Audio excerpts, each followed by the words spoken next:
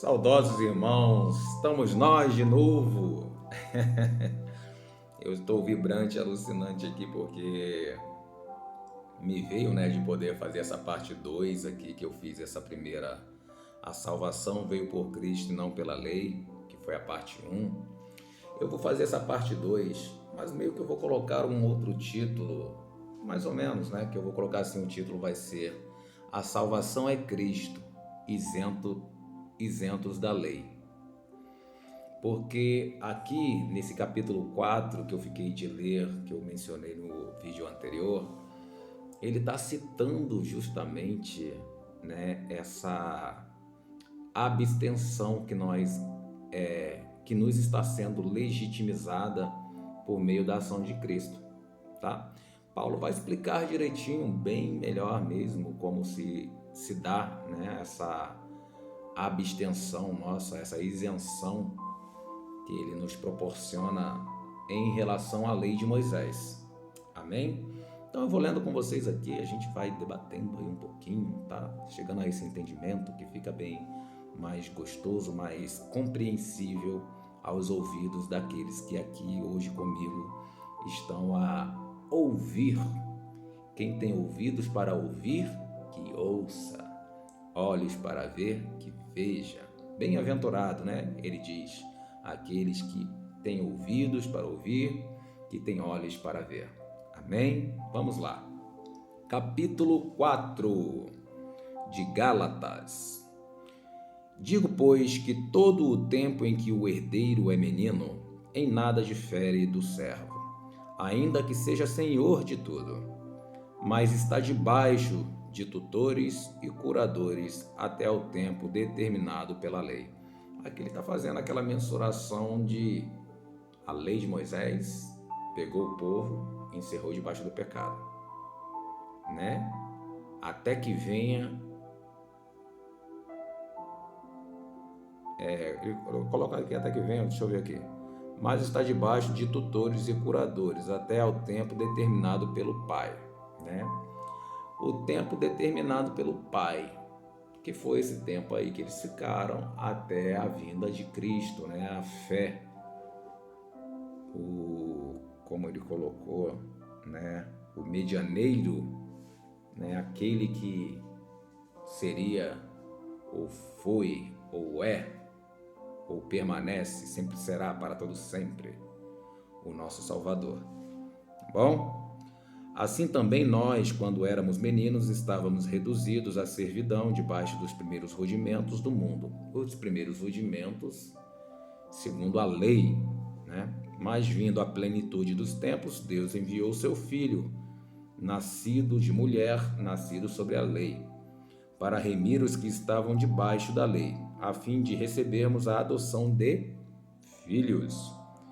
E porque sois filhos, Deus enviou aos nossos corações o Espírito de seu Filho, que clama, Abba, Pai, que é o Espírito Santo. Assim que já não és mais servo, mas filho. E se és filho, és também herdeiros de Deus por Cristo. Mas, quando não conhecias a Deus, servia aos que por natureza não são deuses. Mas agora, conhecendo a Deus, ou antes, sendo conhecidos de Deus, como tornas outra vez a este rudimento fraco e pobre, aos quais de novo queres servir? Guardais dias, meses e tempo e anos. Receio de vós que haja eu trabalhado em vão para convosco. Irmãos, rogo-vos que sejas como eu, porque também eu sou como vós. Nenhum mal me fizestes. E vós sabes que primeiro vos anunciei o Evangelho, estando em fraqueza da carne. Nesta parte aqui, que Paulo diz a eles aqui, E vós sabe que primeiro vos anunciei o Evangelho estando em fraqueza da carne. No princípio, bem no princípio, como ele está ainda em fase de compreensão e prática, né? Praticidade do Evangelho, Paulo está na fraqueza. E Paulo fala, né, que Deus se faz forte em meio às minhas fraquezas. Aonde sou pequeno, Deus se faz grande, Deus se agiganta, né? Então, no princípio, ele estava nessa fraqueza e Deus estava crescente nesse sentido. E esse mesmo evangelho que lá ele pregou quando ele estava nessa fraqueza, nesta força de Deus, este mesmo evangelho, ele aqui agora, passados-se anos, ele continua neste mesmo evangelho. Então veja que o evangelho não se deforma, o evangelho não se modifica, né? O evangelho não tem que se transformar, se adequar ao homem natural. É o homem que tem que passar a se adequar, ou seja, se tornar celestial para entender e caminhar junto com o evangelho. Amém? Continuando. E não rejeitastes nem desprezastes isso, que era uma tentação na minha carne. Antes, me recebestes como um anjo de Deus. Como Jesus Cristo mesmo, qual é, logo, né, a vossa bem-aventurança, né? Jesus Cristo é a nossa bem-aventurança. É graças a Ele todas essas coisas, né? O salvamento, né? A salvação, né? A legitimidade da salvação por meio dele. Porque vos dou testemunho de que, se possível fora, arrancarias os olhos e lhes daria, né? Ele prometeu isso, se possível fosse, se possível ele pudesse fazer, né? De tão veracidade que existe, né? No Evangelho de Cristo. Continuando, fiz-me acaso vosso inimigo dizendo a verdade? Eles têm zelo por vós, né? Os fariseus que estão indagando estes a querer que estes façam a circuncisão, né? Não como convém, mas querem excluir-vos para que vos tenha zelo por eles. Eles querem excluir vocês do evangelho real e verdadeiro, que é o evangelho de Cristo, para ter neles, né, prazer, né, glória neles, né? É bom ser zeloso, Paulo diz, mas sempre do bem e não somente quando estou presente convosco, né? Quando Paulo está presente deles, eles eram zelosos, mas quando Paulo está ausente, não, descuidados eles estavam, né? Ou seja, abrindo brecha para que outros pudessem se entremeter entre eles dessa forma, né? E façam, né? Ou faziam, né? Isso que eles estavam fazendo nesse momento. Beleza? Meus filhinhos, olha o tratamento de Paulo. Esse é com amor, né? Com veracidade no amor. Por quem de novo sinto as dores de parto, até que Cristo seja formado em vós, eu bem quisera agora estar presente convosco e mudar a minha voz, porque estou perplexo a vosso respeito, né? Ele está indagado, ele está chateado, está choroso, lamentoso, porque os filhos dele, né, por assim dizer, ele mesmo testifica dessa forma, estavam sendo ludibriados, enganados, ou seja, arrancados do colo de Paulo, né? E ele está bem sentido em relação a isso, só pelo fato de ter dito essas coisas aqui agora, né? Dá pra gente sentir, notar vamos colocar assim, esse desprazer que Paulo está tendo em se perceber na possibilidade de perdê-los para o maligno, né? Por assim dizer. Eu bem quisera agora estar presente convosco e mudar a minha voz, porque estou perplexo a vosso respeito. Dize-me vós, os que queres estar debaixo da lei, não ouves vós a lei? né? Ele está pedindo, está sendo irônico também, né? Os que querem estar debaixo da lei, me dizem aqui, não ouves vós a lei? Porque está escrito que Abraão teve 2 filhos, um da escrava e outro da livre. Todavia, o que era da escrava nasceu segundo a carne, mas o que era da livre por promessa. Aqui ele está fazendo uma analogia, né? Uma contextualização das 2 situações que aconteceram, né? Decorreram com Abraão, onde ele teve 2 filhos, um da escrava, né? A Agar, o nome dela, né? Que representa lá o Monte Sinai, e o outro da livre, que é Sara, né?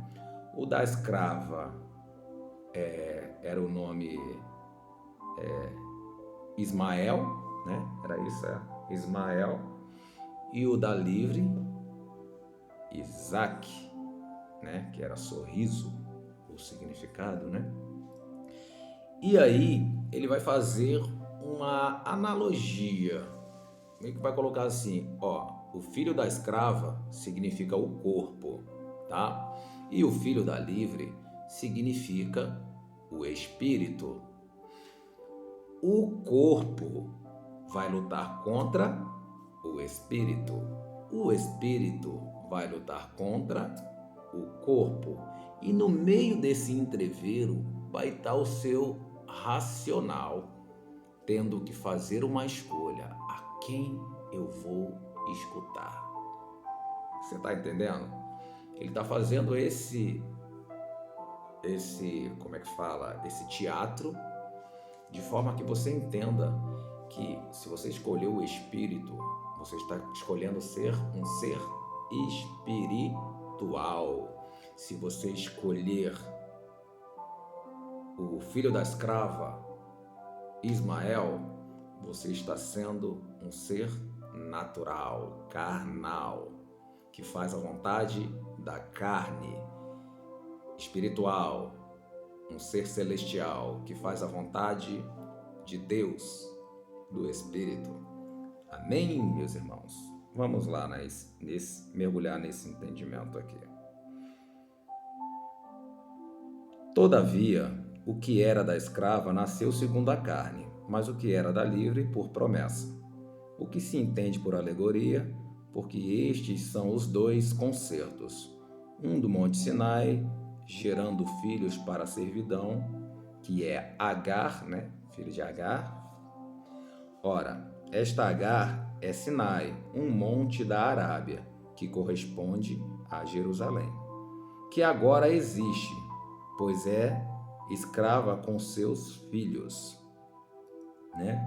Aí aqui ele vai colocar agora o filho da livre, que é, mas a Jerusalém, que é Cristo, né? Que é a filha da livre, que é de cima, é livre, a qual a mãe de todos nós, né? Aqui ele vai falar aqui, ó, porque está escrito, alegra-te, estéril, que não dará luz. Essa é Cristo, tá, gente? Essa estéril que não dá a luz é Cristo. Esforça-te e clama, tu que não estás de parto, porque os filhos da solitária, a solitária é a escrava, tá? São mais do que os da que tem marido. Mas nós, irmãos, somos filhos da promessa, como Isaac. Mas como então aquele que era gerado segundo a carne perseguia o que era segundo o Espírito, assim é também agora, né? Não deu para entender? Ficou legal assim, não ficou? Mas que diz a Escritura? Lança fora a escrava e seus filhos. Não foi isso que Abraão foi dito por Sara para fazer? Lança fora a escrava e seu filho, porque de modo algum o filho da escrava herdará com o filho da livre, né? Lança fora o filho da escrava, pois de nenhum modo o filho da escrava herdará com o filho da livre. Ou seja, lança fora o corpo, porque de nenhum modo o corpo herdará a herança que pertence ao espírito. entende?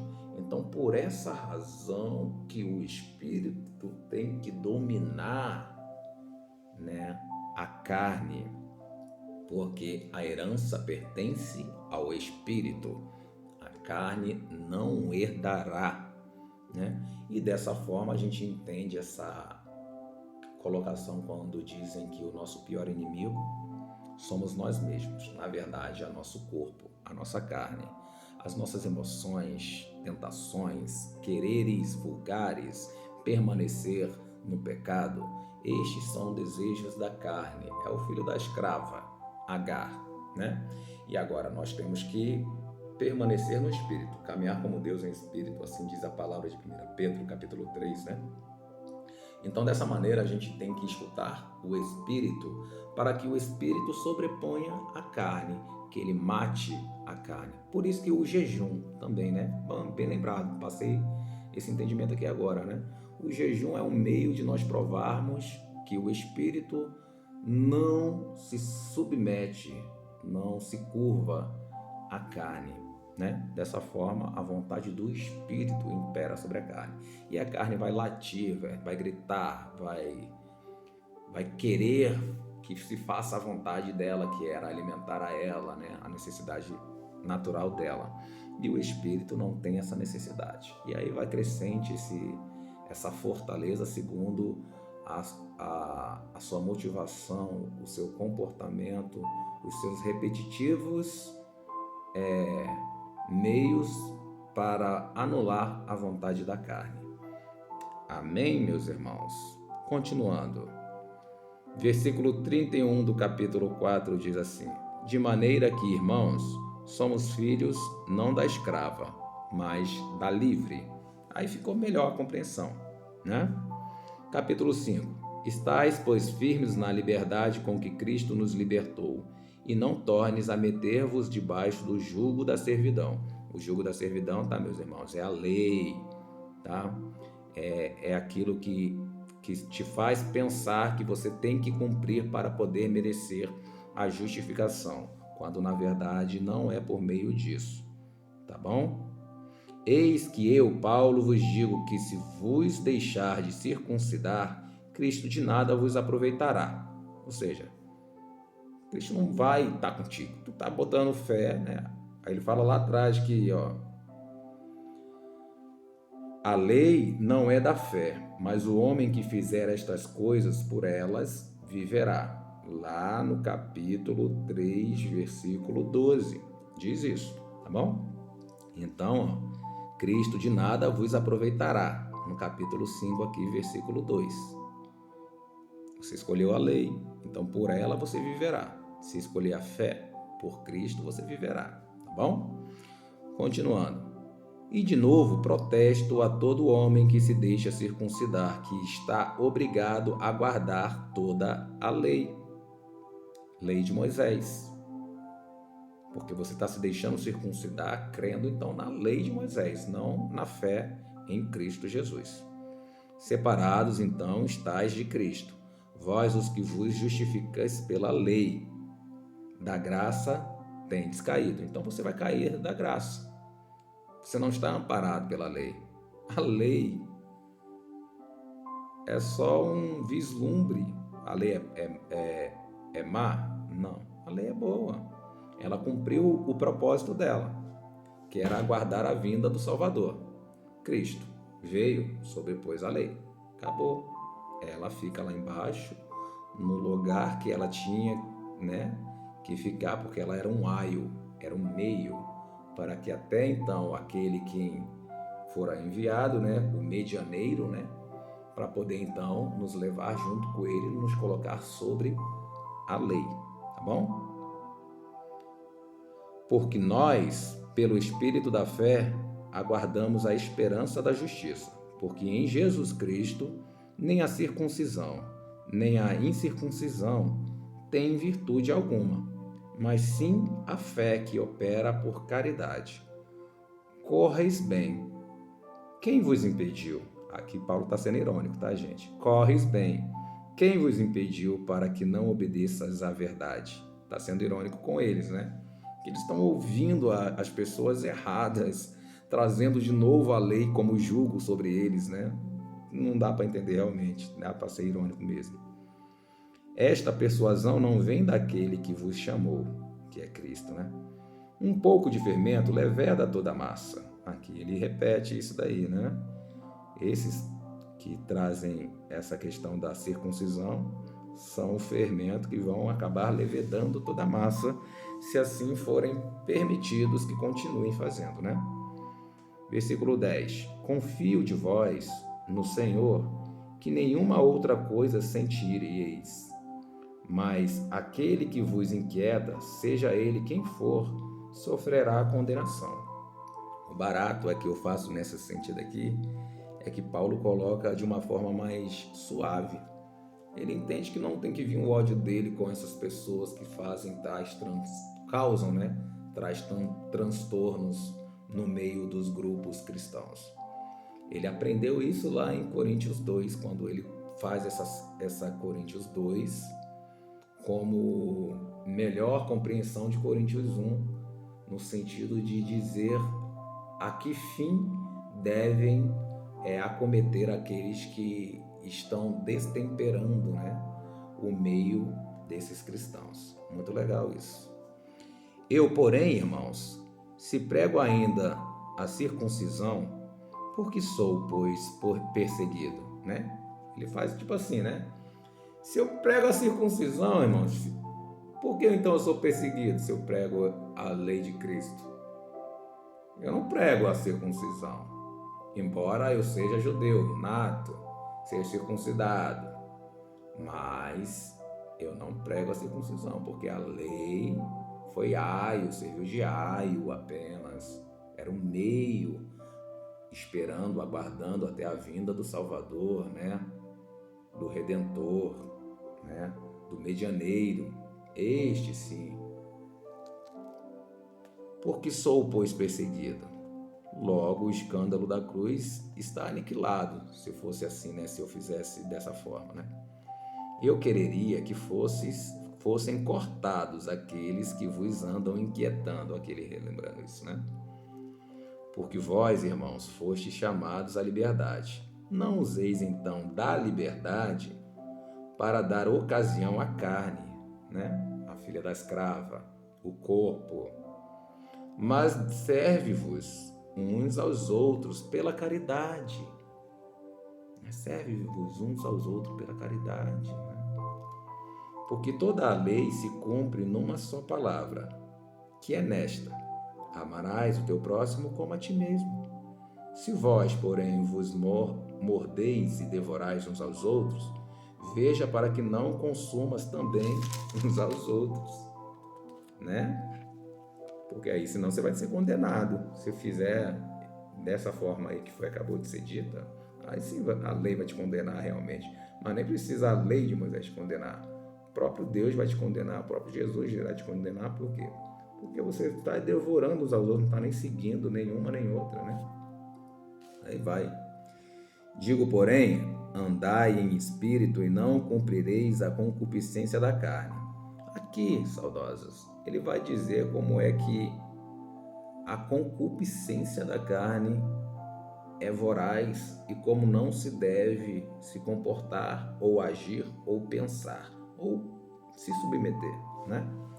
Porque a carne cobiça contra o espírito contra a carne, e estes opõem-se um ao outro, para que não faças o que queres.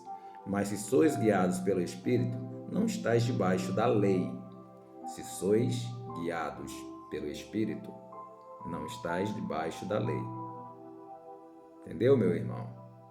Se você se permitiu ser guiado por Jesus Cristo pela fé, não estará debaixo da lei de Moisés. Agora, se você se permitir, né? Porque as obras da carne são manifestas, as quais são. Aí agora que ele vai te dizer: imoralidade sexual, impureza, lascívia, idolatria, feitiçaria, inimizades, porfias, emulações, iras,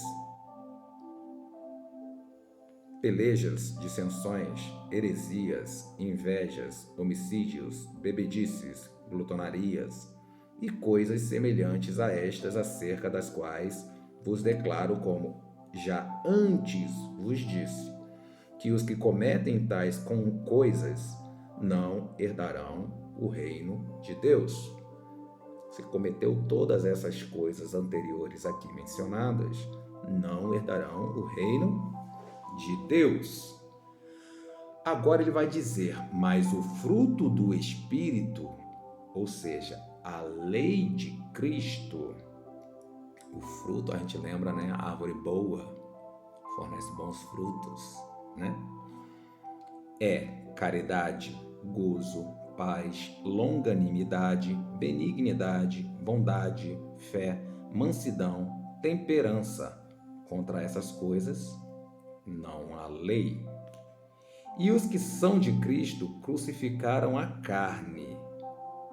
Crucificaram a carne com as suas paixões e concupiscências.